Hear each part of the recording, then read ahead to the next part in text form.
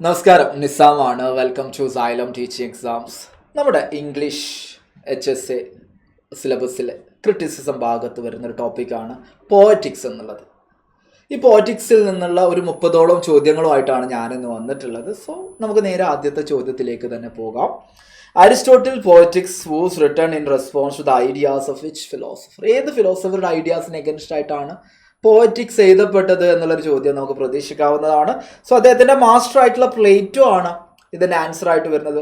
Plato തൻ്റെ ideal state ആയിട്ടുള്ള റിപ്പബ്ലിക്കിൽ നിന്ന് പോയറ്റുകളെ ബാൻ ചെയ്തിട്ടുണ്ട് അല്ലെ. ബാൻ ചെയ്യാനുള്ള കാരണം അദ്ദേഹം പറയുന്നത് ഇമിറ്റേഷൻ എന്ന് പറയുന്നത് ട്വൈസ് റിമൂവ്ഡ് ഫ്രം റിയാലിറ്റി ആണ്. പോയറ്റ്സിൻ്റെ ഇമിറ്റേഷൻ എന്ന് പറയുന്നത് ട്വൈസ് റിമൂവ്ഡ് ഫ്രം റിയാലിറ്റി ആണ്. അതേപോലെ പോയിറ്റ്സ് ക്രിയേറ്റ് ചെയ്യുന്ന ഓഡിയൻസിൽ ക്രിയേറ്റ് ചെയ്യപ്പെടുന്ന ഇമോഷൻ എന്ന് പറയുന്ന എക്സസ് ആണ്. അതുകൊണ്ടൊരു റാഷണൽ തോട്ടിലേക്ക് അല്ലെങ്കിൽ ഒരു സെൻസ് ഓഫ് മോഡറേഷൻ എന്ന് പറയുന്ന കാര്യം ഓഡിയൻസിൽ നഷ്ടമാവുകയാണ്. അതുകൊണ്ട് ഈ രണ്ട് കാരണം കൊണ്ടാണ് പോയിറ്റ്സുകളെ റിപ്പബ്ലിക്കിൽ നിന്ന് അദ്ദേഹം ബാൻ ചെയ്യുന്നത്. സോ ഇതിനൊരു റെസ്പോൺസ് ആയിട്ടാണ് അരിസ്റ്റോട്ടിൽ വരുന്നത്. അതിനു വേണ്ടിയിട്ട് അദ്ദേഹം കൊണ്ടുവന്ന ഒരു കോൺസെപ്റ്റ് ആണ് തിയറി ഓഫ് അല്ലെങ്കിൽ കോൺസെപ്റ്റ് ഓഫ് എൻറ്റലക്കി എന്ന് പറഞ്ഞിട്ടുള്ളത്. എൻറ്റലക്കി എന്ന് പറഞ്ഞ കോൺസെപ്റ്റ് ആരുമായി ബന്ധപ്പെട്ടതാണെന്ന് ചോദിച്ചു കഴിഞ്ഞാൽ നമുക്ക് പറയാം അരിസ്റ്റോട്ടിലാണ്. എൻറ്റലക്കി എന്ന് പറയുമ്പോൾ ഒരു വസ്തുവിൻ്റെ എസെൻസ് അല്ലെങ്കിൽ സോൾ ആണ്. സോ പോയിറ്റ്സ് ആ മിയർ ഔട്ട്ലുക്ക് അല്ലെങ്കിൽ ആ ഫിസിക്കൽ രൂപമല്ല ഇവർ ഇമിറ്റേറ്റ് ചെയ്യുന്നത്. പകരം അതിൻ്റെ സോളിന് അല്ലെങ്കിൽ എൻറ്റലക്കിയെയാണ് പോയിറ്റുകൾ ഇമിറ്റേറ്റ് ചെയ്യുന്നത് എന്ന് പറഞ്ഞിട്ട് പ്ലേറ്റോയുടെ ഇമിറ്റേഷൻ ഒന്ന് റീഇൻറ്റർപ്രറ്റ് ചെയ്യാൻ ശ്രമിക്കുന്നുണ്ട്. രണ്ടാമത് എക്സസ് ഇമോഷൻ ഉണ്ടാവുന്ന ഇമോഷൻ എന്ത് സംഭവിക്കുന്നുണ്ട്? പ്യൂരിഫിക്കേഷന് കൂടെ സംഭവിക്കുന്നുണ്ട്. അങ്ങനെയാണ് ഈ പോയറ്റിക്സിൽ ഇതിന് റെസ്പോൺസ് ആയിട്ട് അദ്ദേഹം പറയുന്നത്. സോ അത് കൃത്യമായിട്ട് നിങ്ങൾ ഓർത്തിരിക്കണം. ഇവിടെ ഓർത്തിരിക്കേണ്ടത് പ്ലേറ്റോക്ക് എഗൻസ്റ്റ് ആയിട്ട് അല്ലെങ്കിൽ റെസ്പോൺസ് ആയിട്ടാണ് അരിസ്റ്റോട്ടലിൻ്റെ പോയറ്റിക്സ് വരുന്നത്. രണ്ടാമത് തിയറി അല്ലെങ്കിൽ കോൺസെപ്റ്റ് ഓഫ് എൻറ്റലക്കി ആരുമായി ബന്ധപ്പെട്ടതാണെന്ന് ചിലപ്പോൾ ചോദിച്ചേക്കാം. സോ ആൻസർ വരുന്നത് അരിസ്റ്റോട്ടിലാണ്, അത് ഓർത്തിരിക്കും. രണ്ടാമത്തെ ചോദ്യം, വെൻ വാസ് പോയറ്റിക്സ് അപ്രോക്സിമറ്റ്ലി റിട്ടൺ? നമുക്കറിയാം ഒരു അപ്രോക്സിമറ്റ്ലി 335 BC ആണ്. 335 എന്ന് പറയുമ്പോൾ BC പറയുമ്പോൾ നമ്മൾ എന്ത് പറയണം? 4th century ആണ് കേട്ടോ. സോ 4th centuryയിലാണ് ഏകദേശം circa 4th centuryയിലാണ് നമുക്ക് പറയാൻ പറ്റും എഴുതപ്പെട്ടത് എന്നുള്ളൊരു കാര്യം നമുക്ക് പറയാൻ പറ്റും. ഇനി നമുക്ക് മൂന്നാമത്തെ ചോദ്യത്തിലേക്ക് നോക്കാം. Aristotle poetics is primarily divided into how many books? എത്ര ബുക്സ് ഉണ്ട്? 2 ബുക്സ് ഉണ്ട്. അതിലൊരു ബുക്ക് മാത്രമേ സർവൈവ് ചെയ്യുന്നുള്ളൂ എന്നുള്ള കാര്യം അറിയാം. രണ്ടാമത്തെ ബുക്ക് സർവൈവ് ചെയ്യാത്ത ബുക്കിലാണ് കോമഡിയെ കുറിച്ചിട്ട് ഡിസ്കസ് ചെയ്യുന്നത് എന്നുള്ളൊരു പോയിന്റ് കൂടെ നിങ്ങൾ ഓർത്തിരിക്കണം. അങ്ങനെയെങ്കിൽ ചോദ്യം നോക്കണം നിങ്ങൾ, the surviving part of the poetics mainly deals with.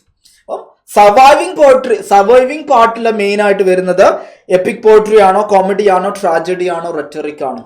EPIC പോയട്രിയെ കുറിച്ചിട്ട് ഡിസ്കസ് ചെയ്യുന്നുണ്ട്. പക്ഷെ നമ്മുടെ ചോദ്യത്തിൽ മെയിൻലി ഡീൽസ് എന്ന് പറയുമ്പോൾ നമുക്ക് ട്രാജഡി തന്നെ പറയണം. സോ സർവൈവിംഗ് പാർട്ടിൽ മെയിൻ ആയിട്ട് ഡീൽ ചെയ്യുന്നത് ട്രാജഡിയാണ്. പിന്നെ അതിൽ എപ്പിക് പോയട്രിയെ കുറിച്ചിട്ട് പറയുന്നുണ്ട്. കോമഡി എന്ന് പറയുമ്പോൾ സെക്കൻഡ് പാർട്ടിലാണ് ഡിസ്കസ് ചെയ്യപ്പെടുന്നത്. ആ സെക്കൻഡ് പാർട്ട് എന്താണ്? ലോസ്റ്റ് ആണ് എന്നുള്ള കാര്യം കൂടെ നിങ്ങൾ ഓർത്തിരിക്കുക. ഇനി നമുക്ക് അഞ്ചാമത്തെ ചോദ്യത്തിലേക്ക് പോകാം. ആ സർവൈവിംഗ് പാർട്ടിൽ എത്ര ചാപ്റ്റേഴ്സ് ഉണ്ട് എന്നുള്ളതായിരിക്കും അടുത്ത ചോദ്യം വരുന്നത്. 26 ചാപ്റ്റേഴ്സ് ആണ് നമുക്ക് ടോട്ടലായിട്ട് ആ സർവൈവിംഗ് പാർട്ടിലുള്ളത് എന്നുള്ള കാര്യം ഓർത്തിരിക്കുക. ഈ 26 14 ട്രാജഡിക്ക് മാത്രമായിട്ട് മാറ്റി വെച്ചിട്ടുണ്ട് കേട്ടോ. ഈ 26 14 ചാപ്റ്റേഴ്സ് ട്രാജഡിക്ക് മാത്രം മാറ്റി വെച്ചിട്ടുണ്ട്. അതുകൊണ്ടാണ് ഞാൻ മെയിൻലി ഡീൽ ചെയ്യുന്നത് ട്രാജഡിയെ കുറിച്ചിട്ടാണ് എന്ന് ഞാൻ പറഞ്ഞത്. സോ 26 ചാപ്റ്റേഴ്സ് ആണ് എന്നുള്ള കാര്യം കൂടെ നിങ്ങൾ കൃത്യമായിട്ട് ഓർത്തിരിക്കുക. ഇനി നമുക്ക് ആറാമത്തെ ചോദ്യത്തിലേക്ക് പോകുമ്പോൾ Aristotle poetics is primarily model on the tragedies of which playwright? Aristotle ഒരു ദിവസം രാവിലെ എണീറ്റുകൊണ്ട് ട്രാജഡി ഇങ്ങനെ ആയിരിക്കണം, ഇനിയുമുള്ള ട്രാജഡി ഇങ്ങനെ ആയിരിക്കണം എന്ന് പറഞ്ഞിട്ട് അദ്ദേഹം ട്രാജഡിയെ കുറിച്ചിട്ട് എഴുതുന്നതല്ല.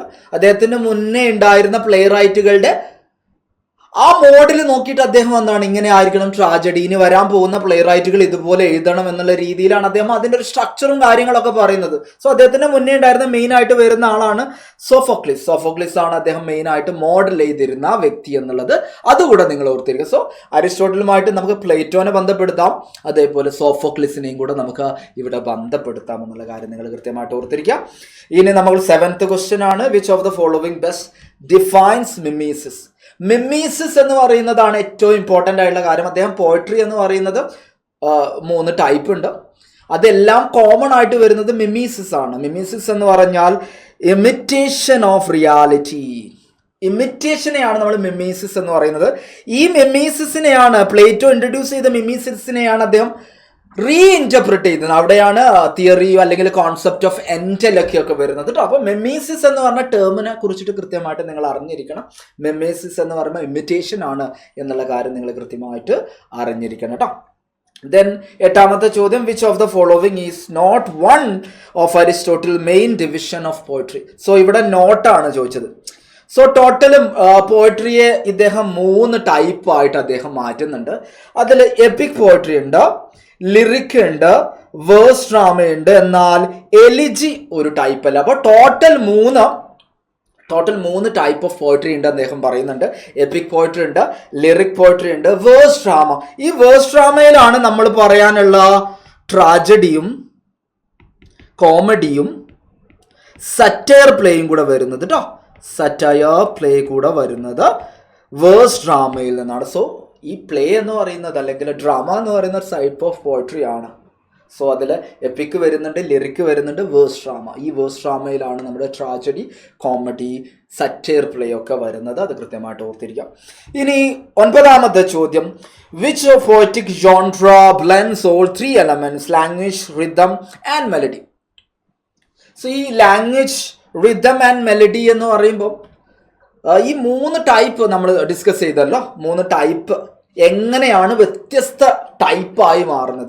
ഈ 3 ടൈപ്പ് എന്ത് ചെയ്യുന്നുണ്ട്, ലൈഫിനെ ഇമിറ്റേറ്റ് ചെയ്യുന്നുണ്ട്. എന്നാൽ വ്യത്യസ്തമായിട്ടുള്ള കാരണങ്ങൾ കൊണ്ട് ഇവ വ്യത്യസ്തമായിട്ടുള്ള ടൈപ്പായിട്ട് മാറിയിട്ടുണ്ട്. അതിൽ പ്രധാനപ്പെട്ട ഒരു കാര്യമാണ് ഈ ലാംഗ്വേജ്, റിതം ആൻഡ് മെലഡി എന്ന് പറയുന്ന മാറ്റർ ആണ് കേട്ടോ.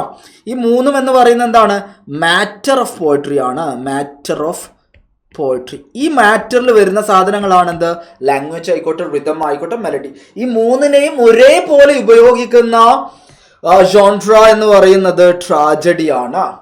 എപ്പിക് പോയട്രിയിൽ എന്താണ്, ലാംഗ്വേജിനെ മാത്രമേ യൂസ് ചെയ്യുന്നുള്ളൂ. എപ്പിക് പോയട്രി ലാംഗ്വേജിനെ മാത്രമേ യൂസ് ചെയ്യുന്നുള്ളൂ. ലിറിക്കിലേക്ക് വരുമ്പോൾ റിതം ആൻഡ് മെലഡി ആണ് ഉപയോഗിക്കുന്നത്. സോ ആ പോയിന്റ് നിങ്ങൾ കൃത്യമായിട്ട് ഓർക്കണം. ലാംഗ്വേജ് മാത്രം യൂസ് ചെയ്യുന്നത് എപ്പിക് പോയട്രി, റിതമും മെലഡിയും യൂസ് ചെയ്യുന്നത് ലിറിക് പോയട്രി. ആ 3നെയും ഒരേപോലെ ബ്ലെൻഡ് ചെയ്യുന്നത് ട്രാജഡിയാണ്. ഉദാഹരണമായിട്ട് നമ്മൾ ഗ്രീക്കിന്റെ കോറസിനെ നമുക്ക് പറയാം. So chorus in Greek tragedy. So chorus കൂടെ കൂടുമ്പോൾ എന്താണ്, ലാംഗ്വേജ് ആയി, റിതം ആയി, മെലഡി ആയി. സോ അത് കൃത്യമായിട്ട് നിങ്ങൾ ഓർത്തിരിക്കണം. ദെൻ 10ാമത്തെ ചോദ്യം നോക്കണം നിങ്ങൾ, character who is superior to the audience in Aristotle classification would most likely be found in. So Aristotle ക്യാരക്ടേഴ്സിനെ 3ആയിട്ട് കാറ്റഗറൈസ് ചെയ്യുന്ന ട്രൈപാട്രേറ്റ് ക്ലാസിഫിക്കേഷൻ. അതായത് ഓഡിയൻസിനേക്കാൾ സുപ്പീരിയർ ആയിട്ടുള്ള ഒരാൾ, ഓഡിയൻസിനേക്കാൾ ഇൻഫീരിയർ ആയിട്ടുള്ള ക്യാരക്ടർ, ഓഡിയൻസിന്റെ അതേ ലെവലുള്ള, ഇങ്ങനെ 3 ടൈപ്പ് ആയിട്ടാണ് അദ്ദേഹം ക്യാരക്ടേഴ്സിനെ ക്ലാസിഫൈ ചെയ്യുന്നത്. ഓഡിയൻസിനേക്കാൾ സുപ്പീരിയർ, രണ്ടാമത്തത് ഓഡിയൻസിനേക്കാൾ ഇൻഫീരിയർ, മൂന്നാമത്തത് അറ്റ് ദ സെയിം ലെവൽ, ഓഡിയൻസിനേക്കാൾ അതേ ലെവലുള്ള. സോ സുപ്പീരിയർ ആയിട്ടുള്ള ഒരു ക്യാരക്ടർ വരുന്നത് നമ്മുടെ ട്രാജഡിയിലാണ് എന്നുള്ള കാര്യം നിങ്ങൾ കൃത്യമായിട്ട് ഓർത്തിക്കുക. ട്രാജഡിയിലുള്ള ആളെന്ന് പറയുമ്പോൾ എപ്പോഴും എന്താണ്, ഒന്നുകൂടെ മോർ വെർച്വസ് ആയിട്ടുള്ള ആളായിരിക്കും, കുറച്ചുകൂടെ ലെവല് കൂടിയ ആളായിരിക്കും, കുറച്ചുകൂടെ സുപ്പീരിയർ ആയിട്ടുള്ള ആളായിരിക്കും. അത് നിങ്ങൾ ഓർത്തിരിക്കും. ഇനി നമ്മൾ 11ാമത്തെ ചോദ്യത്തിലേക്ക് പോകാം. Which of the following best describe Aristotle idea of tragic plot?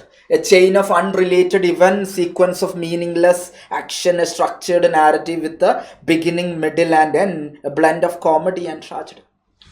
നമ്മുടെ അരിസ്റ്റോട്ടിലിന്റെ definition of tragedy is an imitation of action that is serious, complete എന്ന് പറയുന്നുണ്ട്. കംപ്ലീറ്റ് എന്ന് പറഞ്ഞാൽ അതിനൊരു ബിഗിനിങ് ഉണ്ട്, മിഡിൽ ഉണ്ട്, എൻഡ് ഉണ്ട്. അപ്പൊ നമ്മുടെ ആൻസർ നോക്കായി. സോ ആ കംപ്ലീറ്റിന്റെ മീനിങ് ആ വരുന്നത്, ബിഗിനിങ് ഉണ്ട്, മിഡിൽ ഉണ്ട്, എൻഡ് ഉണ്ട്. സോ ട്രാജഡി അല്ലെങ്കിൽ ട്രാജിക് പ്ലോട്ട് എന്ന് പറയുമ്പോൾ സ്ട്രക്ചേർഡ് നാരറ്റീവ് ആണ് വിത്ത് ബിഗിനിങ്, മിഡിൽ ആൻഡ് എൻഡ് എന്ന് നമുക്ക് പറയാം. സോ അത് കൃത്യമായിട്ട് ഓർത്തിരിക്കും. ഇനി 12ാമത്തെ ചോദ്യം, according to Aristotle's poetics tragedy aims to achieve which emotional effect? എന്ത് ഇമോഷണൽ ഇഫക്റ്റ് ആണ് ഉണ്ടാക്കാൻ പോകുന്നത്? Pity and fear, right? So തന്നെക്കാൾ സുപ്പീരിയർ ആയിട്ടുള്ള, തന്നെക്കാൾ ക്വാളിറ്റി ഉള്ള, വെർച്വസ് ആയിട്ടുള്ള ഒരാൾക്ക് ഇങ്ങനെ ഒരു ട്രാജിക് ഫോൾ സംഭവിക്കുമ്പോൾ നമുക്ക് അയ്യോ വി വിൽ ബി സോറി അല്ലേ, അയാൾക്ക് അങ്ങനെ സംഭവിച്ചല്ലോ എന്ന് നമ്മൾ പറയുമ്പോൾ നമ്മൾ സോറി ആവും. ദെൻ നമുക്ക് പിന്നെ പേടി എപ്പോഴും ഉണ്ടാവുക, നമ്മളെക്കാൾ നല്ലൊരാൾക്ക് അങ്ങനെ സംഭവിച്ചിട്ടുണ്ടെങ്കിൽ നമുക്ക് അല്ലേ ആർക്കും സംഭവിച്ചാവും. ലെസ് വിർച്വസ് ആയിട്ടുള്ള എനിക്കത് സംഭവിച്ചാൽ അതിനെ കുറിച്ചിട്ട് നമ്മൾ പേടിക്കും. സോ ഇവിടെ എന്താണ്, പിറ്റി ആൻഡ് ഫിയർ ആണ് ഉണ്ടാവുന്നത് കേട്ടോ. ആ ഒരു പോയിന്റ് നിങ്ങൾ കൃത്യമായിട്ട് ഓർത്തിരിക്കണം, പിറ്റി ആൻഡ് ഫിയർ ഉണ്ടാവുന്നു. Then, which of the following best describe catharsis in poetics? The process of character development, the release of emotions through art, the structure of a tragic plot, the hero's final downfall. So, നേരത്തെ ഞാൻ പറഞ്ഞ കാര്യം നിങ്ങൾ ഓർത്തിരിക്കണം. Excess emotion അല്ലെങ്കിൽ ഒരു ഉണ്ടാവുന്നുണ്ട്, അതുപോലെ എന്താണ് സെൻസ് ഓഫ് മോഡറേഷൻ ഓഡിയൻസിന് ഇല്ല, അതുകൊണ്ടാണ് പോയറ്റുകളെ ബാൻ ചെയ്യുന്നത് എന്ന് പ്ലേറ്റോ പറയുമ്പോൾ ഇദ്ദേഹം പറയുന്നുണ്ട് ആ ഉണ്ടാവുന്ന ഇമോഷൻ എന്ത് സംഭവിക്കുന്നുണ്ട്, പ്യൂരിഫിക്കേഷൻ സംഭവിക്കുന്നുണ്ട്. ഈ പ്യൂരിഫിക്കേഷനെയാണ് നമ്മൾ കത്താസിസ് എന്ന് വിളിക്കുന്നത്. ഇവിടെ പെർഗേഷൻ എന്നാ പറയുന്നത്, purgation of these emotions, കത്താസിസ്, purgation അല്ലെങ്കിൽ പ്യൂരിഫിക്കേഷൻ. അവർ ഇമോഷനൊക്കെ ഉണ്ടാവുന്നുണ്ട്, പക്ഷേ അവസാനം എന്താണ്, ആ ഫൈനൽ റെസൊല്യൂഷൻ ഒക്കെ കഴിയുമ്പോൾ അതിനൊരു കൃത്യമായിട്ടൊരു കത്താസിസ്, അവരൊരു റെസ്റ്റീവ് സൈക്കോളജിക്കൽ സ്റ്റേജിലാവാണ്. ഈ ഇമോഷനൊക്കെ ഒന്നുകൂടെ എന്താണ് റെസ്റ്റ് ആകുന്ന അല്ലെങ്കിൽ റെസ്റ്റീവ് സൈക്കോളജിക്കൽ സ്റ്റേറ്റിലേക്ക് അവർ മാറുന്നുണ്ട്. അവർ ആ പ്ലേയിൽ നിന്ന് ഇറങ്ങി പോകുന്നത് വിത്ത് പിറ്റി ആൻഡ് ഫിയറും ആയിട്ടല്ല, അതിനൊക്കെ എന്താണ് സോൾവ് ആയിട്ടാണ് അവർ പുറത്തിറങ്ങി പോകുന്നത്. അതുകൊണ്ടാണ് അദ്ദേഹം എന്താണ് അതിൻ്റെ റെസ്പോൺസ് ആയിട്ട് പ്ലേറ്റോയുടെ റെസ്പോൺസ് ആയിട്ട് കത്താസിസ് കൂടെ ഇൻട്രൊഡ്യൂസ് ചെയ്യുന്നത്. സോ കത്താസിസ് എന്ന് പറഞ്ഞ ടേം കൂടെ നിങ്ങൾ കൃത്യമായിട്ട് ഓർത്തിരിക്കണം. അടുത്ത ചോദ്യം, which of the following is not one of Aristotle 6 elements of tragedy? So ഏറ്റവും ഇമ്പോർട്ടൻ്റ് ആയിട്ടുള്ള സാധനമാണ് 6 elements ഓഫ് ട്രാജഡി. അത് ഏതൊക്കെയാണെന്ന് കൃത്യമായിട്ട് നിങ്ങൾ ഓർത്തിരിക്കണം. തന്നിരിക്കുന്നതിൽ അതല്ലാത്തത് ഏത്? നോട്ടാണ് ചോദിച്ചത്. അപ്പോൾ പ്ലോട്ട് ഉണ്ടോ? ഡിക്ഷൻ ഉണ്ടോ? ഡിക്ഷൻ ഉണ്ട്. സ്പെക്ടക്കിൾ ഉണ്ടോ? സ്പെക്ടക്കിൾ ഉണ്ട്. എന്നാൽ ഹ്യൂബ്രിസ് എന്ന് പറഞ്ഞ സാധനമല്ല. ഹ്യൂബ്രിസ് എന്ന് പറയുമ്പോൾ ട്രാജിക് ഫ്ലോ ആണ്. ട്രാജിക് ഫ്ലോ എന്ന് പറയുമ്പോൾ ട്രാജിക് ഫ്ലോയിൽ പെട്ടൊരു ട്രാജിക് ഫ്ലോ ആണ് ഹ്യൂബ്രിസ്. എക്സസീവ് പ്രൈഡ് ആണ് കേട്ടോ. ഇതൊരു ടൈപ്പ് ഓഫ് ട്രാജിക് ഫ്ലോ ആണ്, എക്സസീവ് പ്രൈഡ്. അതാർക്കുള്ളതാ? നമ്മുടെ ഈഡിപ്പസ് റെക്സ് ഉണ്ടല്ലോ സോഫോക്ലിസിലുള്ള, അതിലുള്ള മെയിൻ ക്യാരക്ടർ ട്രാജിക് ഹീറോ ആയിട്ടുള്ള ഈഡിപ്പസിനുള്ള ഒരു ട്രാജിക് ഫ്ലോ ആണ് ഹ്യൂബ്രിസ് എന്നുള്ളത്. സോ നമുക്ക് എന്ത് കൊടുക്കാൻ പറ്റില്ല, ഹ്യൂബ്രിസ് ഒരു എലമെന്റ് ഓഫ് ട്രാജഡി ആണ് നമുക്ക് പറയാൻ പറ്റില്ല. സോ ഓപ്ഷൻ സി ആണ് നമ്മുടെ ആൻസർ വരുന്നത്. ഇനി 15ാമത്തത്, the most important elements of tragedy. Soul എന്നൊക്കെ നമുക്ക് വിളിക്കാൻ പറ്റുന്നത് ഏതാണ്? സോ അത് പ്ലോട്ടാണ് കേട്ടോ. പ്ലോട്ടാണ് ഒരു ട്രാജഡിൻ്റെ ഏറ്റവും ഇമ്പോർട്ടൻ്റ് ആയിട്ടുള്ള സോൾ എന്നൊക്കെ വിളിക്കാൻ പറ്റുന്ന എലമെന്റ് എന്ന് പറയുന്നത് പ്ലോട്ടാണ്. അത് ഓർത്തിരിക്കുക. അടുത്തത്, Aristotle defines tragedy and imitation of an action that is chaotic and unpredictable, elevated a system from reality, serious, complete and of certain magnitude. അത് കൃത്യമായിട്ട് നിങ്ങൾ ഓർത്തിരിക്കണം. സീരിയസ് ആയിരിക്കണം ആ ആക്ഷൻ എന്ന് പറയുന്നത്. അതായത് അത് കുറച്ചുകൂടെ ലോഫ്റ്റി ആയിട്ടുള്ള വെയിറ്റി ആയിട്ടുള്ള തീമുകൾ, സഫറിങ്, അതേപോലെയുള്ള തീമുകളായിരിക്കണം അത് ഡിസ്കസ് ചെയ്യേണ്ടത്. ദെൻ കംപ്ലീറ്റ് എന്താ ഞാൻ പറഞ്ഞു, മിഡിൽ ഉണ്ടാവണം, ബിഗിനിങ് ഉണ്ടാവണം, മിഡിൽ ഉണ്ടാവണം, എൻഡ് ഉണ്ടാവണം. അതേപോലെ സെർട്ടൻ മാഗ്നിറ്റ്യൂഡ്, അതിന്റെ ലെങ്ത് എന്ന് പറയുന്നത് അപ്രോപ്രിയേറ്റ് ആയിരിക്കണം എന്നാണ് പറയുന്നത്. Not to short, not to long. കാരണം ഒരുപാട് ലെങ്ത് കുറഞ്ഞാലും ഒരുപാട് ലെങ്ത് കൂടിയാലും നമ്മൾ ഉദ്ദേശിക്കുന്ന സാധനം എന്താണ്, പിറ്റി ആൻഡ് ഫിയർ ഇവോക്ക് ചെയ്യണം. ആ സാധനം ഇവോക്ക് ചെയ്യുന്നില്ല. സോ ആ പിറ്റി ആൻഡ് ഫിയർ ഓഡിയൻസിൽ ഇവോക്ക് ചെയ്യപ്പെടേണ്ട എത്രയാണോ അതിന്റെ ലെങ്ത്, അത് അപ്രോപ്രിയേറ്റ് ആയിരിക്കണം എന്നാണ് പറയുന്നത്. സെർട്ടൻ മാഗ്നിറ്റ്യൂഡ്, അപ്രോപ്രിയേറ്റ് ആയിട്ടുള്ള ലെങ്ത് ആയിരിക്കണം. Not to short nor to long. ഇതാണ് അദ്ദേഹം പറയുന്നത് കേട്ടോ. അത് ഓർത്തിരിക്കണം. Then, according to Aristotle, which of the following is the least important? Most important നമ്മൾ കണ്ടു പ്ലോട്ട് ആണ്. Least important according to Aristotle is the spectacle. Spectacle എന്ന് പറയുമ്പോൾ സ്റ്റേജ് സെറ്റിംഗ്, കോസ്റ്റ്യൂം പോലെയുള്ള സാധനങ്ങളെയാണ് നമ്മൾ സ്പെക്ടക്കിൾ എന്ന് വിളിക്കുന്നത്. സോ അതാണ് ലീസ്റ്റ് ഇമ്പോർട്ടൻ്റ് ആയിട്ട് അദ്ദേഹം കാണുന്ന എലമെന്റ് ഓഫ് ട്രാജഡി എന്ന് പറയുന്നത്. അത് ഓർത്തിരിക്കുക.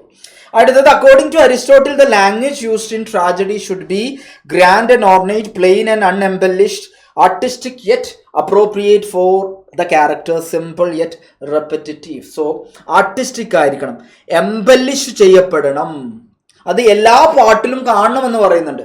ആർട്ടിസ്റ്റിക് ആണ്. അതേപോലെ അപ്രോപ്രിയേറ്റ് ഫോർ ദ ക്യാരക്ടർ ഏതാണോ, കിങ് ആണെങ്കിൽ കിങ്ങിന്റെ ടൈപ്പ് ആയിരിക്കണം. അത് കാണുന്ന ഓഡിയൻസിന് ഇത് കിങ് ആണ്, അദ്ദേഹത്തിന്റെ ലാംഗ്വേജ് ഇങ്ങനെയാണ് എന്നുള്ളൊരു ഐഡിയ ഉണ്ടായിരിക്കണം. അല്ലാതെ നമ്മുടെ ആ ഒരു സിനിമയിലുണ്ടല്ലോ, നമ്മുടെ മാമുക്കോയെ മുൻഷിയായിട്ട് ആരുന്നി ഭദ്ര എന്നൊക്കെ പാടുന്ന ബണ്ട് എന്ന് പറഞ്ഞാൽ ഇജാതി ബണ്ട്. സോ അദ്ദേഹം ഒരു മുൻഷിയായിട്ട് രൂപം മാത്രമേ ഉള്ളൂ, പക്ഷെ അദ്ദേഹത്തിന്റെ ലാംഗ്വേജ് എന്ന് പറയുന്നത് എന്താണ്, ഡിഫറെൻ്റ് ആണ്. അപ്പോൾ പക്ഷെ നമുക്ക് ഓഡിയൻസിനോട് പറയാൻ പറ്റില്ല മലബാറിൽ ഏത് മനുഷ്യ ജനിച്ചാലും ഇങ്ങനെ ആയിരിക്കും എന്ന് നമുക്ക് ഓഡിയൻസിനോട് പറയാൻ പറ്റില്ല. അപ്പോൾ അത് ബിലീവബിൾ ആയിരിക്കില്ല. സോ ബിലീവബിൾ ആയിരിക്കണം, അപ്രോപ്രിയേറ്റ് ടു ദ ക്യാരക്ടർ എന്താണോ അതിനനുസരിച്ചിട്ടുള്ള ലാംഗ്വേജ് ഡിക്ഷൻ നമ്മൾ അവിടെ യൂസ് ചെയ്യണം എന്നുള്ളതാണ് അദ്ദേഹം പറയുന്നത്. അത് കൃത്യമായിട്ട് ഓർത്തിരിക്കുക. 18ാമത്തെ ചോദ്യം. ദെൻ 19ാമത്തെ ചോദ്യത്തിലേക്ക്, which type of flow does Aristotle consider superior plot എന്ന് പറയുന്നത് കോംപ്ലക്സ് പ്ലോട്ടാണ്. അതെന്താണ് നമുക്ക് പറയും കോംപ്ലക്സ് പ്ലോട്ട് എന്ന് പറയുന്നത്. അതിനുള്ള ഉത്തരമാണ് സിമ്പിൾ പ്ലോട്ടിന് എന്തുണ്ട്? Peripeteia, anagnorisis, both A and B, neither A and B. So peripeteia ഒരു സിമ്പിൾ പ്ലോട്ടിൽ ഉണ്ടാവില്ല, അനഗ്നോറിസിസ് ഒരു സിമ്പിൾ പ്ലോട്ടിൽ ഉണ്ടാവില്ല. അതുകൊണ്ട് നമുക്ക് എന്ത് കൊടുക്കാം? Neither A nor B. ഇവിടെ ആൻഡ് അല്ല വേണ്ടത് കേട്ടോ, നോറാണ് കേട്ടോ. നെയ്തർ എ നോ ബി, രണ്ടുമില്ല. ഈ രണ്ടുമുള്ളതിനെ നമ്മൾ എന്താ വിളിക്കുക? ഈ രണ്ടുമുള്ളതിനെയാണ് നമ്മൾ കോംപ്ലക്സ് പ്ലോട്ട് എന്ന് വിളിക്കുന്നത്. ഈ രണ്ടുമുള്ള കോംപ്ലക്സ് പ്ലോട്ടിനെയാണ് അരിസ്റ്റോട്ടിൽ എന്ത് ചെയ്തിട്ടുള്ളത്? പ്രിഫർ ചെയ്തിട്ടുള്ളത്. അത് നിങ്ങൾ കൃത്യമായിട്ട് അറിഞ്ഞിരിക്കണം. ഇനി നമ്മൾ അടുത്ത ചോദ്യത്തിലേക്ക് പോവാണ്. എന്താണ് പെരിപെറ്റായ? A moment of realization, a reversal of fortune, the highest point of tension, subfloat in a story. So അദ്ദേഹത്തിന് എന്തുണ്ട്? അദ്ദേഹത്തിന്റെ ട്രാജിക് ഫ്ലോ കാരണം അദ്ദേഹത്തിന് ഉണ്ടായിരുന്ന ഫോർച്യൂൺ എന്താണ്? മിസ്ഫോർച്യൂൺ ആയിട്ട് മാറുകയാണ്. So reversal of fortune. ട്രാജഡിയിലേക്ക് വരുമ്പം ഫോർച്യൂൺ മിസ്ഫോർച്യൂൺ ആകുന്നു, കോമഡിയിലേക്ക് വരുമ്പം മിസ്ഫോർച്യൂൺ ഫോർച്യൂൺ ആയിട്ട് മാറുന്നു. അപ്പോൾ ഫോർച്യൂണിന്റെ റിവേഴ്സൽ സംഭവിക്കുകയാണ് കേട്ടോ. സോ പെരിപെറ്റായ എന്ന് പറയുമ്പോൾ റിവേഴ്സൽ ഓഫ് ഫോർച്യൂൺ. കിങ് ആയിരുന്ന ഒരാൾ അവസാനം എന്താകുന്നുണ്ട്? ഔട്ട്കാസ്റ്റ് ആയിട്ട് മാറുന്നുണ്ട് നമ്മുടെ ഈഡിപ്പസ് റെക്സിൽ. റൈറ്റ്, കിങ് ആയിരുന്ന ഒരാൾ എന്ത് ചെയ്യുന്ന ഔട്ട്കാസ്റ്റ്, അദ്ദേഹത്തിന്റെ ഫോർച്യൂൺ അങ്ങ് മാറുകയാണ്. സോ അത് ഓർത്തിരിക്കുക. ദെൻ 22 അനഗ്നോറിസിന്റെ എക്സാമ്പിൾ ആണ് tragic hero taking revenge, the recognition of truth by the protagonist, the audience experience catharsis, the hero's hubris leading to downfall. ഇവിടെ നമുക്ക് പറയാം അനഗ്നോറിസിസ് എന്ന് പറയുമ്പോൾ റിവീൽ ചെയ്യപ്പെടുക അല്ലെങ്കിൽ മനസ്സിലാക്കുക, അണ്ടർസ്റ്റാൻഡ് ചെയ്യാണ്. തൻ്റെ പ്രോബ്ലം ഇതാണ്, താൻ ഇത് കാരണം കൊണ്ടാണ് തനിക്ക് ഈ പ്രോബ്ലം ഉണ്ടാവുന്നത്. അദ്ദേഹം മനസ്സിലാക്കണം, താൻ തെറ്റ് ചെയ്ത കാര്യങ്ങളെക്കുറിച്ച് പറയണം. നമ്മുടെ ഈഡിപ്പസ് റെക്സിലേക്ക് വന്നു കഴിഞ്ഞാൽ താൻ തൻ്റെ അച്ഛനെ കൊന്ന് അമ്മയെ വിവാഹം കഴിച്ചിട്ടുണ്ട് എന്ന് അദ്ദേഹം റിയലൈസ് ചെയ്യാണ്. അതിനെയാണ് നമ്മൾ അനഗ്നോറിസിസ് എന്ന് വിളിക്കുന്നത്. റിയലൈസേഷൻ ആണ് കേട്ടോ. ഇഗ്നോറൻസിൽ നിന്ന് നോളജിലേക്ക്, ഫ്രം ഇഗ്നോറൻസ് ടു നോളജ് എന്ന് നമുക്ക് കൊടുക്കാം അനഗ്നോറിസിസ് എന്നുള്ളത്. സോ അതുകൂടെ നിങ്ങൾ കൃത്യമായിട്ട് ഓർത്തിരിക്കണം. ഇനി 23ാമത്തെ ചോദ്യം, how are anagnorisis and peripeteia related in tragedy? Anagnorisis follow peripeteia, reinforcing the downfall. Peripetaya is caused by anagnoresis. They occur independently of each other. One always negates the effect of the other. നമുക്ക് ആദ്യ option one always ഇല്ല, രണ്ടും negate ചെയ്യുന്നില്ല അങ്ങോട്ട്.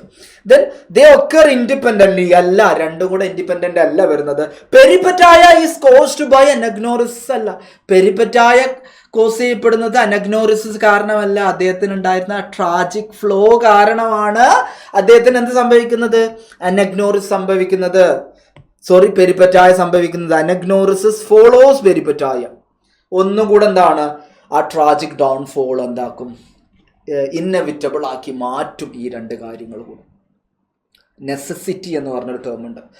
അതായത് ഇത് ഒന്നുകൂടെ inevitable ആക്കി മാറ്റാനുള്ള കാര്യങ്ങളാണ് പെരിപെറ്റായയും അനഗ്നോറിസും. അത് രണ്ടും എന്താണ്? അങ്ങോട്ടും ഇങ്ങോട്ടും ഫോളോ ചെയ്യുന്നത്. അതിനെയാണ് നമ്മൾ അതൊരു റിലേഷൻഷിപ്പ് എന്ന് പറയുന്നത്. അത് കൃത്യമായിട്ട് ഓർത്തിരിക്കുക. 24ാമത്തെ ചോദ്യം നോക്കാം. According to Aristotle, what is the ideal tragic hero? ഒരു ഐഡിയൽ ട്രാജിക് ഹീറോ എന്ന് പറഞ്ഞാൽ ആരാണ്? Perfectly virtuous person, a completely evil person, a noble character with a tragic flow, supernatural being. ഒരു പെർഫെക്റ്റ്ലി വിർച്വസ് പേഴ്സൺ ആകുമ്പോൾ അദ്ദേഹത്തിന് ഒരു ഇതുണ്ടായിക്കഴിഞ്ഞാൽ എന്ത്? അദ്ദേഹത്തിന് ട്രാജഡി സംഭവിക്കുമ്പോൾ നമുക്ക് ഒരിക്കലും എന്താണ്? അത് ബിലീവബിൾ ആയിരിക്കില്ല. അത്രയും നല്ലൊരാൾക്ക് ട്രാജഡി സംഭവിക്കുക എന്ന് പറയുമ്പോൾ ബിലീവബിൾ ആവില്ല. ബിലീവബിൾ ആവണമെങ്കിൽ അദ്ദേഹത്തിന് ചെറിയൊരു പ്രോബ്ലം ഉണ്ടായിരിക്കണം. രണ്ടാമത്തെ നോക്കി നിങ്ങൾ, ഒരു കംപ്ലീറ്റ്ലി ഈവിൾ പേഴ്സണ് ട്രാജഡി സംഭവിച്ചു കഴിഞ്ഞാൽ പിറ്റി ആൻഡ് ഫിയർ ഉണ്ടാവില്ല. ആളുകളിൽ എന്താണ്? സന്തോഷം ഉണ്ടാവുള്ളൂ. ആ വില്ലന് അത് സംഭവിച്ചല്ലോ, സന്തോഷം അതേ ഉണ്ടാവുള്ളൂ. അപ്പൊ പിറ്റി ആൻഡ് ഫിയർ ഉണ്ടാണെങ്കിൽ എയും കൊടുക്കാൻ പറ്റൂല, ബിയും കൊടുക്കാൻ പറ്റൂല. സി ആണ് ഒരു നോബൽ ക്യാരക്ടർ, ഒരു ചെറിയൊരു ട്രാജിക്, അദ്ദേഹത്തിന് ഇൻഹറന്റ് ആയിട്ടുള്ള ഒരു ചെറിയൊരു ട്രാജിക് ഫ്ലോ ഉണ്ട്. ആ ട്രാജിക് ഫ്ലോക്ക് നമുക്ക് എന്താ വിളിക്കാൻ പറ്റുക? ഹമാഠിയ എന്ന് നമുക്ക് വിളിക്കാം കേട്ടോ. ഹമാഠിയ. ഹമാറ്റിയ എന്നാണ് ട്രാജിക് ഫ്ലോക്ക്. അല്ലെങ്കിൽ ട്രാജിക് ഫ്ലോന് നമുക്ക് ട്രാജിക് ഫ്ലോന് ഹമാറ്റിയ എന്ന് വിളിക്കാം. അതേപോലെ എറർ ഇൻ ജഡ്ജ്മെന്റ് എന്ന് കൊടുക്കാം. ഒരു ക്രിട്ടിക്കൽ മൊമെന്റിൽ നമ്മൾ ചെയ്യുന്ന ഈ ഹമാറ്റിയ കാരണം നമ്മൾ ചെയ്യുന്ന ഒരു മിസ് ജഡ്ജ്മെന്റ്, എറർ ജഡ്ജ്മെന്റിൽ നടത്തുന്നതോടുകൂടി എന്താണ് അവിടെ സംഭവിക്കുകയാണ്, എന്താണ് ട്രാജഡിയിലേക്ക് നമ്മൾ നീങ്ങിപ്പോവാണ്, ട്രാജഡി ഇന്നെവിറ്റബിൾ ആയി മാറുകയാണ്. സോ അത് കൃത്യമായിട്ട് ഓർത്തിരിക്കും. 25ാമത്തെ ചോദ്യം, which type of poetry does Aristotle compare with tragedy in poetics? So നമ്മൾ ആ സർവൈവിംഗ് പാർട്ടിൽ മെയിനായിട്ട് പറയുന്നത് ട്രാജഡിയെ കുറിച്ചിട്ടാണെന്ന് പറയുന്നുണ്ട്. എന്നാൽ അതിൽ എപ്പിക് പോയട്രിയെ കുറിച്ചിട്ട് കൂടെ ഡിസ്കസ് ചെയ്യുന്നത് എപ്പിക് പോയട്രിയും ട്രാജഡിയും കൂടെ കമ്പയർ ഒക്കെ ചെയ്യുന്നുണ്ട് കേട്ടോ. അത് കൃത്യമായിട്ട് ഓർത്തിരിക്കുക. അങ്ങനെയെങ്കിൽ ഈ ചോദ്യം നോക്കണേ നിങ്ങൾ, Aristotle consider tragedy superior to epic poetry. ട്രാജഡിയെ എപ്പിക് പോയട്രിനേക്കാൾ സുപ്പീരിയർ ആയിട്ട് അദ്ദേഹം കൺസിഡർ ചെയ്യുന്നുണ്ട്. കാരണം it achieves a greater emotional impact. കാരണം എപ്പിക് പോയട്രി എന്ന് പറയുമ്പോൾ എപ്പിക് പോയട്രി എന്ന് പറഞ്ഞാൽ ലോങ്ങർ ആണ്.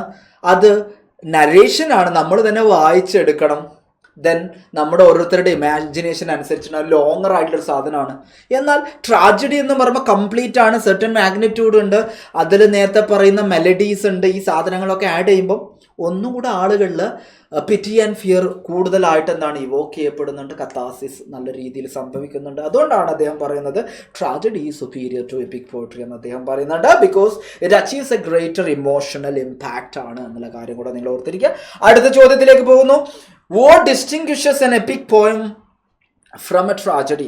Epic poetry is performed while tragedy is written. Wrong. രണ്ടും ഓപ്പോസിറ്റ് ആണ് വരുന്നത് അല്ലേ. EPIC poetry is concerned with the real life events. അതായിട്ട് നമുക്ക് എന്താണ് ഡിസ്റ്റിങ്വിഷിംഗ് ഫാക്ടർ ആയിട്ട് കൊടുക്കാൻ പറ്റില്ല. EPIC poetry is longer, right? And does not follow unity of time and place, right? Longer ആയിരിക്കുമ്പോൾ സമയത്ത് നമുക്ക് യൂണിറ്റി ഓഫ് ടൈമും പ്ലേസും നമുക്ക് എന്ത് ചെയ്യാൻ പറ്റില്ല, ഫോളോ ചെയ്യാൻ പറ്റില്ല. യൂണിറ്റി ഓഫ് ടൈം എന്ന് പറഞ്ഞാൽ എന്താ, 24 മണിക്കൂറിൻ്റെ ഉള്ളിൽ സംഭവിക്കണം, എന്നാലേ ബിലീവബിൾ ആവുള്ളൂ. യൂണിറ്റ് ഓഫ് പ്ലേസ് എന്ന് പറയുമ്പോൾ നമുക്ക് 24 മണിക്കൂറിൻ്റെ ഉള്ളിൽ സഞ്ചരിക്കാൻ പറ്റുന്ന ഇടങ്ങൾ എന്താണ് നമുക്ക് പറയാം, ഒരു സിംഗിൾ ലൊക്കേഷനിൽ സംഭവിക്കുന്ന കാര്യങ്ങൾ നമുക്ക് പറയാം. എന്നാൽ EPIC poetry unity of action ഉണ്ട് കേട്ടോ. അതായത് യൂണിറ്റി ഓഫ് ആക്ഷൻ, ആ സിംഗിൾ ഹീറോയിലായിരിക്കും ആക്ഷൻ മുഴുവൻ എന്താണ് റിവോൾവ് ചെയ്യുന്നത്. സോ യൂണിറ്റി ഓഫ് ആക്ഷൻ മാത്രമേ ഉള്ളൂ എപ്പിക് പോയട്രിയിൽ എന്നുള്ള പോയിന്റ് നമുക്ക് കിട്ടി. യൂണിറ്റി ഓഫ് ടൈമും പ്ലേസും എന്താണ് ഫോളോ ചെയ്യുന്നില്ല. അരിസ്റ്റോട്ടിലിന്റെ ട്രാജഡിയിൽ ഇത് മൂന്നും ഫോളോ ചെയ്യണം എന്ന് പറയുന്നുണ്ട്. എന്നാൽ വേറൊരു പോയിന്റ് എന്ന് പറയുന്നത് ഷേക്സ്പിയർ എന്താ ചെയ്യുന്നില്ല, യൂണിറ്റി ഓഫ് ടൈമും പ്ലേസും ഫോളോ ചെയ്യുന്നില്ല. അദ്ദേഹം യൂണിറ്റി ഓഫ് ആക്ഷൻ മാത്രമാണ് അദ്ദേഹത്തിൻ്റെ ട്രാജഡികളിൽ ഫോളോ ചെയ്യപ്പെടുന്നത്. അതുകൂടെ നിങ്ങൾ ജസ്റ്റ് ഒന്ന് ഓർത്തിരിക്കട്ടോ. ഇനി നമ്മൾ 28ാമത്തെ ചോദ്യം, ഫൈൻഡ് ഓഡ് വൺ ഔട്ട്, ഹമാറ്റിയ, പെരിപറ്റായ, അനഗ്നോറിസിസ്, ഹ്യൂബ്രിസ്. ഈ മൂന്നും എന്താണ് കീ കോൺസെപ്റ്റ് ഓഫ് പ്ലോട്ട് ആണ്. ഹ്യൂബ്രിസ് എന്ന് പറയുമ്പോൾ ഹമാറ്റിയയുടെ ഒരു ടൈപ്പാണ്, ഹ്യൂബ്രിസ് എന്ന് പറയുന്നത്. എക്സസീവ് പ്രൈഡ് ആണ്. അത് മാക്ബത്തിലേക്ക് വരുമ്പോൾ മാറുന്നുണ്ട്, ഹാംലെറ്റിലേക്ക് വരുമ്പോൾ പ്രൊക്രാസ്റ്റിനേഷൻ ആണ്, to be or not to be, അങ്ങനെയുള്ള ഒരുപാട് കാര്യങ്ങളുണ്ട്. അപ്പോൾ ഹമാറ്റിയ ഒരുപാടുണ്ട്, അതിൽ പെട്ടൊരു ഹമാറ്റിയാണ് ഹ്യൂബ്രിസ് എന്നുള്ളത്. സോ നമുക്ക് ആൻസർ എന്ത് കൊടുക്കാം, ഓപ്ഷൻ ഡി നമ്മുടെ ആൻസർ ആയിട്ട് കൊടുക്കാം. ഇനി നമ്മളുടെ 29ാമത്തെ ചോദ്യം നോക്കാം. Which phase of tragedy introduce setting, character and background information? ഏതാണ്? എക്സ്പോസിഷൻ ആണ് അല്ലേ, എക്സ്പോസിഷൻ ആണ്. ദെൻ നമുക്ക് 30ാമത്തെ ചോദ്യത്തിലേക്ക് നോക്കാം. In Aristotle tragic structure the denouement refers to. So ഈ ഡെയ്നൂമ എന്ന് പറഞ്ഞ ടേം കൂടെ നിങ്ങൾ ഓർത്തിരിക്കണം. അങ്ങനെ കുറേ ടേമുകളുണ്ട് അല്ലേ, മെമീസിസ്, പെരിപറ്റായ, അനഗ്നോറിസിസ്, ഹമാറ്റിയ, ഹ്യൂബ്രിസ്, ഡെയ്നൂമ, അങ്ങനെ കുറച്ച് ടേമുകളുണ്ട്, ഗ്രീക്ക് ടേമുകളുണ്ട്. അതുകൂടെ നിങ്ങളൊന്ന് പഠിച്ചു വെച്ചാൽ ഈ ഭാഗത്തു നിന്ന് വരുന്ന ചോദ്യങ്ങളൊക്കെ നമുക്ക് ഈസി ആയിട്ട് എന്താണ് ആൻസർ ചെയ്യാൻ പറ്റും. Denouement, the unraveling of the plot after the climax, the first appearance of the tragic hero, the initial conflict, the moment of peripeteia, the unraveling. So denouement എന്ന് പറഞ്ഞ ടേം ഒരു ഫ്രഞ്ച് ടേമാണ്. അതിൻ്റെ meaning വരുന്നത് എന്താ, അൺനോട്ടിങ് അല്ലെങ്കിൽ അൺടൈങ്. ഈ സാധനങ്ങളൊക്കെ അൺടൈങ് ചെയ്തിട്ട് അവസാനത്തില്ല എന്താണ്, റിസോൾവ് ആണ്, റെസൊല്യൂഷൻ ആണ് നമ്മൾ ഡെയ്നൂമ എന്ന് പറയുക. എല്ലാ അൺആൻസേർഡ് ക്വസ്റ്റ്യനും ആൻസർ സംഭവിക്കുകയാണ്, ആൻസർ പറയപ്പെടുകയാണ്. എല്ലാ ആക്ഷൻസും എന്താണ് ഫിനിഷ് ചെയ്യപ്പെടുകയാണ്. അതാണ് ഡെയ്നൂമ സംഭവിക്കുന്നത്. ഡെയ്നൂമ സംഭവിക്കുന്നതോടുകൂടി എന്താണ് കഥാസിസ് കൂടെ സംഭവിക്കുകയാണ്. സോ അതുകൂടെ നിങ്ങൾ ഓർത്തിരിക്കുക. സോ ഇതാണ് നമ്മുടെ അരിസ്റ്റോട്ടലിന്റെ പോയറ്റിക്സിൽ നിന്ന് നമ്മൾ ഇന്ന് ഡിസ്കസ് ചെയ്ത 30 ചോദ്യങ്ങൾ. ഇനി അതുപോലെയുള്ള ചാപ്റ്റേഴ്സിൽ നിന്നൊക്കെ നമുക്ക് കൂടുതൽ ചോദ്യങ്ങളുമായിട്ട് നമുക്ക് ഇനിയും കാണാം. So thank you all.